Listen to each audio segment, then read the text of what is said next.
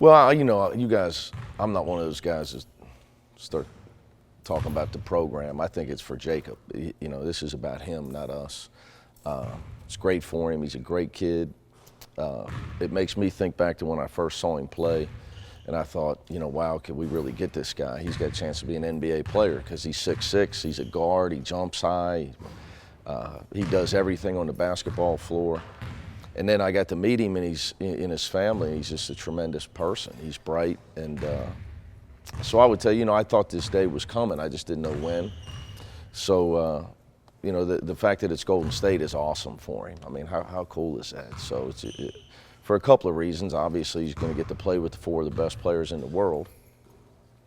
The other reason is opportunity, because those four guys make so much money, they can't afford a lot of other guys. So they have to go young, and you got to stay under the salary cap in the NBA. So it's a great opportunity for him, not only to play with those guys, learn from those guys, and be in what arguably has been the best organization in the last 5 years in the NBA. But the fact that he's going to have plenty of opportunity. I mean, they're going to need him to play. So that's awesome. I mean, a lot of guys, 13, I saw a guy told me this morning, I was doing an interview, 13 first-round picks played in the G League last year. You know, so he goes to a team that, you know, they're going to need, not that it's a lock, but he's going to have every opportunity to be part of their rotation. So it's, you know, that a lot of rookies don't get that. Why is he going to have that? Well, you just do the math with the salary cap. Okay. It's the same reason if Gary ends up in Houston, you got to hope they sign LeBron James, because between James, Paul, and Harden, they would take up all the salary cap, and they would have to renounce their rights to a lot of their other players. Right. But So therefore, they're only going to have guys like a David West that says, I'll play for basically nothing. right. I just want to win. Or a bunch of rookies. You have to stay under the cap. Some of the guys that have last year won't be back. Is that what you're saying? Yeah, right, exactly. What Because is- Durant's a free agent, so they're gonna lose some guys that played for him this year. That's why I say that. What does this do for your team next year? How are you going to have to adjust? Oh, you talking about our team? Yeah, without him. You know, it's just it's the beauty of college basketball's evolution. You know, I always enjoy when our team's underrated, and we've kind of got used to that from the old Big East days. But you know, it's an opportunity again, an opportunity for other guys. You know, opportunity for Trey Scott and Nasir Brooks and all the other guys. Jaron Cumberland in a new role. Kane Broom and Justin Jennifer to be counted on to be more productive. But, you know, I think directly the guys coming in, you know, Rashawn Fredericks is a veteran, and Keith Williams and Trevor Moore, those guys, with Jacob gone, just pointedly answering that with Jacob gone, Keith, Trevor, and Rashawn are going to obviously have to be productive for us. Listening to a lot of player interviews when they were at NBA workouts, they kind of said that the biggest difference between the college game and the NBA workouts was the communication, working your tail off, playing defense. And I talked to Jacob, and he said, I already did all of those things Yeah. for 3 years in Cincinnati, so these NBA workouts were really easy for me. What does that say just about how you run your program? Well, I think we get a bad knock, and people try to you know, recruiting's brutal. And in recruiting, people try, you go to Cincinnati, they play too much defense. Well, now defense is in vogue in the NBA. Being able to defend all over the floor is in vogue. They get to the playoffs and everybody plays defense the way we've been playing defense, which is switching everything. Jacobs can guard, in our defense, he's had to guard 1 through 5. And you have to communicate to be able to do that. So, you know, I think it's a compliment to our program that Golden State thinks that because of what he did here, not just his talent, but because of the system he was in here, that it will allow him to play for them. Because obviously they're hoping he's going to be able to play, or they wouldn't have taken him with their first-round pick. So, you know, I think it gives me a little bit of a smile, because I've said it for a long time. You know, people talk too much about how you guys play defense like it's a negative.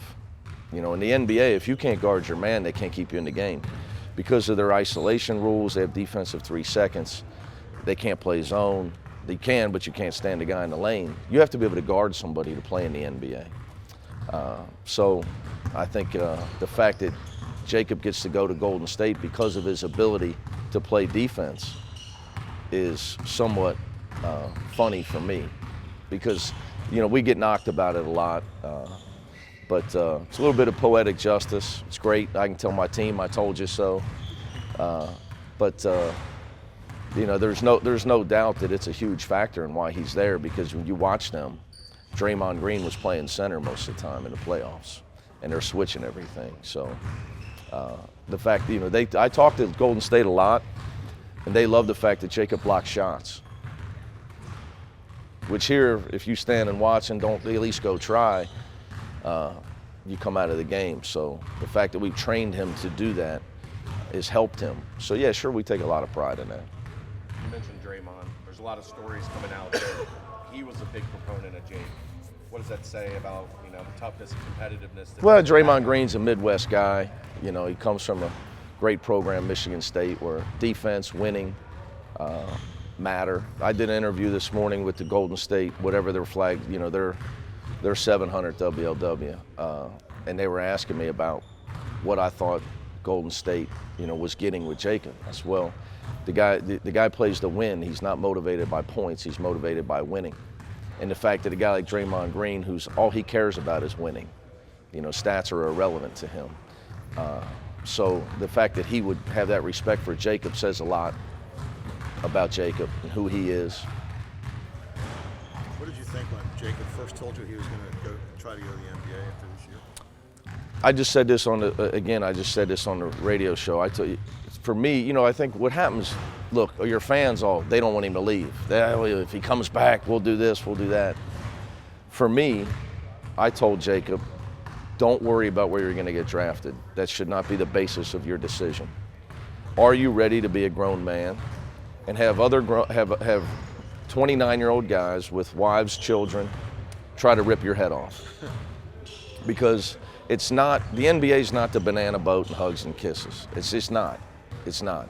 Those guys are different. The rest of that league, the guys are trying to keep their job as long as they can. And they view guys like Jacob as competition. And it's real grown-ups play. It's real grown-ups play. And if you're ready for that, you're going to get drafted, then you should go, because you're going to make all your money in your second contract. If you play well after a few years, when you're a restricted free agent or an unrestricted, depending on what type of contract you get, that's when you get paid. Your first contract, believe me, you're going to pay a lot more taxes than you ever dreamed of. And he really is now that he's in California. Do you think he's ready for that? Yeah, he's ready for that. I think one thing about Jacob, he's intelligent. He goes. It's not like he doesn't know what. He listens. He's not a guy that I know it all. He doesn't walk around thinking he's the greatest. He lives in reality. There's no doubt about that. But he's don't mistake his kindness and he's extremely articulate. Don't mistake that for a guy that's not a ferocious competitor. You've mentioned several times that you're a 4-year program here, basically. This is your first. Well, I would say we're a developmental program. Okay. Jacob is your first round pick. Does that alter anything at all with recruiting? Say, hey, look, we can get guys like this. I don't know what. Yeah. Speak to anything down the road. Well, I'd say, hey, if we get a guy with the talent, he'll make it. But what I would tell you is, Gresh, whether SK didn't even get picked. He wasn't ranked in the top 500 in high school, and he's playing in the NBA. But I'm not a guy that wants to take credit for other people's success. I think a lot of college coaches sell all that stuff to kids. You can take the same program, 2 different guys, same talent. One guy makes it, one guy doesn't. I think you're only going to get out of a program what you put into it. So there's been a lot of guys that have gotten exponentially better here and are having great pro careers. You just don't hear about it, like Deion Dixon. That had nothing but mid-major offers. he got better every year, and makes a lot of money and has done extremely well. So, I'm sure my assistants will be talking about it a lot as far as, hey, look, you come here, well, here's what can happen, all that stuff. I'm just of the opinion, some of those one-and-done guys, they could go to Thomas More. It wouldn't matter. They go to Thomas More, they'd still get drafted where they're going to get drafted. Who was first? Ayton? Were you with us down there? You saw him in the Bahamas? No, I wasn't. Yeah, we saw Ayton was in the Bahamas when we played there 4 years ago. I mean, he could have stayed in the Bahamas and played pickup. He'd have still went first. So, I don't know. We've developed a lot of players. It's just Jacob's the one that was good enough to get in the first round. But it's all about ingredients. I mean, he was tall enough. I told you guys when he came, this guy's bigger than Lance Stevenson. He shoots it better. He's not as ferocious in the open floor, but he's got more skill and he's a little taller. I told you that when he came. Now, he wasn't ranked, but it's just, so it's all about, you can't just make it. I'm not going to start, hey, we made him a pro. I'm not saying it. So I always said it when I'm doing this interview, I'm not going to say it.